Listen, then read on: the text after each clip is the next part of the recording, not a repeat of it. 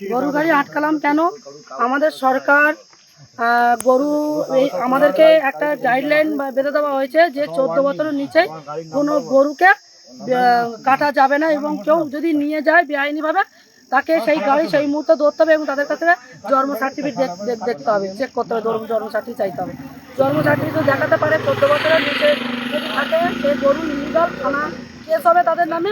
আর যদি লিগাল হয়, মানে 14 বছরের উঠতে হয়, সেই গরু আমরা সসম্মানে সেই ব্যক্তিকে দিয়ে দেবো এবং সেই ব্যক্তিকে আমরা ছেড়ে দেবো সসম্মানে। কিন্তু 14 বছর না হলে আমরা সেই গরুকে আটকাবো এবং হয় গরু মালিকের হাতে তুলে দেবো, নাহলে গলার দড়ি খুলে আমরা গুদাম ছেড়ে দেবো। আজ কোথায় আটকালেন এটা? এটা আমাদের লেবুখালিতে আটকানো হয়েছে এবং ওনারা দুলদুলিপাড় থেকে গরুগুলো কিনে নিয়ে যাচ্ছিলেন।